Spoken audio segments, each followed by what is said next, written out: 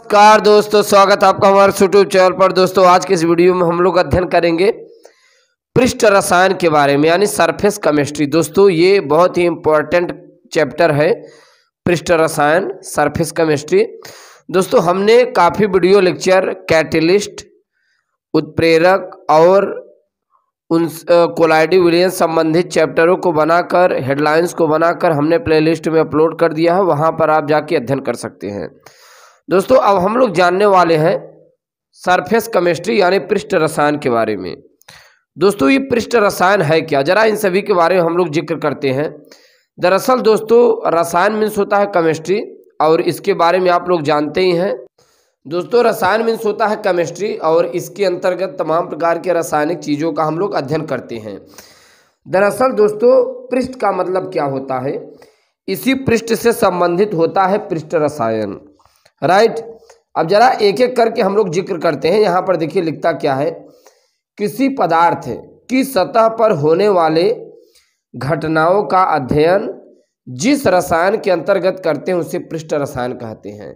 हमने क्या कहा दोस्तों, किसी पदार्थ की सतह पर होने वाली घटनाओं का अध्ययन, होने वाली दोस्तों जो घटनाओं का अध्ययन करते हैं जिस रसायन के अंतर्गत किया जाता है उसी को हम लोग पृष्ठ रसायन कहते हैं। दोस्तों बहुत से प्रकृति में हम लोग घटनाएं ऐसी देखते हैं जो कि केवल सरफेस पृष्ठ पर होता है।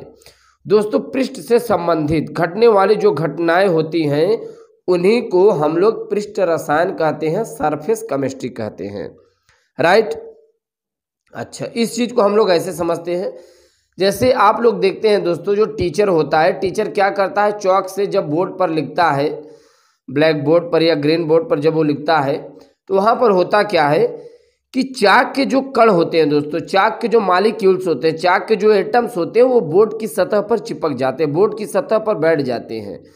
दोस्तों ये जो चाक की घटना है ये किसी बोर्ड के किसी पदार्थ की सतह पर घटना घट रही है, तो इसी क्रिया को दोस्तों हम लोग क्या कहते हैं, पृष्ठ रसायन कहते हैं, राइट, सरफेस केमिस्ट्री कहते हैं। और इसके अंतर्गत जैसे बहुत सी क्रियाएं होती हैं, अधिशोषण की क्रिया पृष्ठ रसायन के अंतर्गत ही आता है। उत्प्रेरण, दोस्तों उत्प्रेरण एक घटना होता है जिसके अंतर्गत रासायनिक अभिक्रियाओं में हम लोग उत्प्रेरक को मिलाते हैं तो अभिक्रिया का वेग बढ़ जाता है। संक्षारण, क्रिस्टलीकरण, कोलाइडी विलयन का निर्माण, दोस्तों ये सब ऐसी प्रक्रिया है जो कि पृष्ठ रसायन के अंतर्गत आते हैं। हमने जान पाया दोस्तों, हम लोग जान पाए पृष्ठ रसायन है क्या। हमने कहा दोस्तों किसी पदार्थ की सतह पर होने वाली घटनाओं का अध्ययन जिस रसायन के अंतर्गत करते हैं उसी को हम लोग पृष्ठ रसायन कहते हैं। अच्छा, इसमें सबसे पहला है दोस्तों अधिशोषण, उत्प्रेरण, संक्षारण, क्रिस्टलीकरण, कोलाइडी विलयन, तो इन सभी चीज़ों का दोस्तों पृष्ठ रसायन के अंतर्गत हम लोग अध्ययन करते हैं। ठीक, फर्स्ट ऑफ ऑल दोस्तों हम लोग जानते हैं ये अधिशोषण है क्या। एडसॉर्प्शन किसे कहते हैं, एडसॉर्प्शन दोस्तों है क्या, अधिशोषण किसे कहते हैं। बहुत ही सिंपल मेथड है दोस्तों अधिशोषण,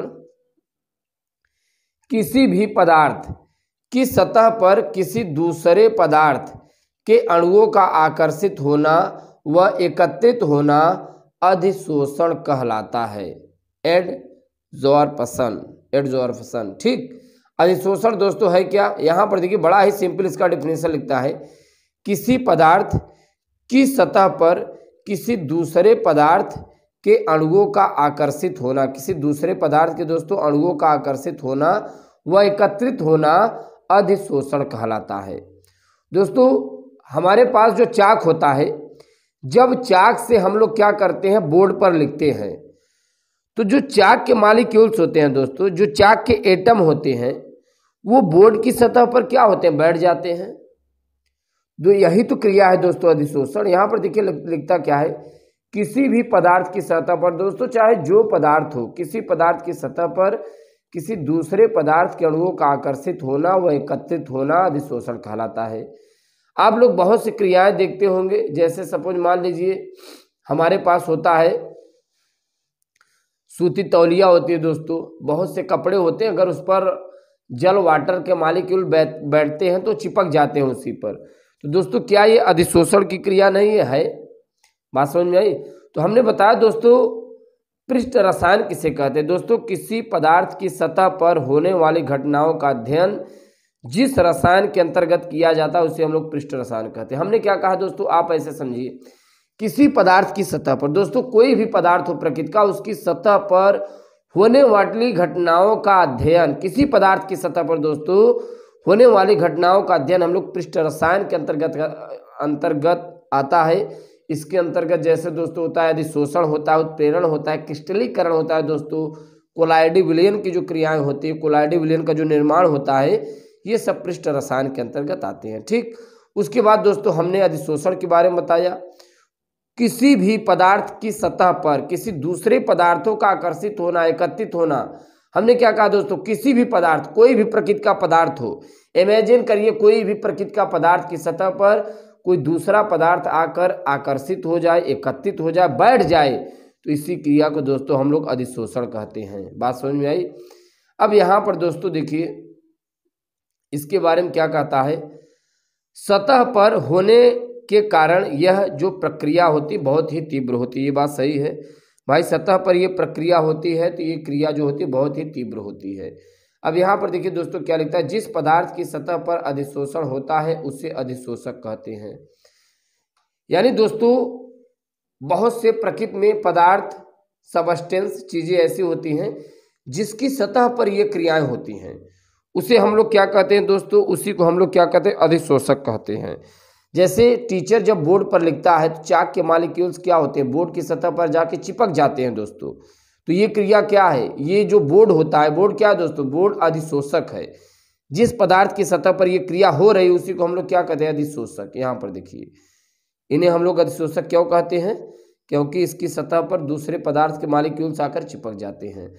तो दोस्तों इस वीडियो लेक्चर में हम लोग समझ पाए पृष्ठ रसायन के बारे में, सरफेस केमिस्ट्री के बारे में हम लोग जान पाए, और इसके बाद हम लोग अगले वीडियो लेक्चर में दोस्तों इसी संबंधित बातों के बारे में जिक्र करेंगे। और दोस्तों यदि आप हमारे इस चैनल पर नए हैं, चैनल को सब्सक्राइब कीजिएगा और अपने दोस्तों के पास शेयर करना ना भूलना। थैंक्स फॉर वॉचिंग, थैंक्स और धन्यवाद।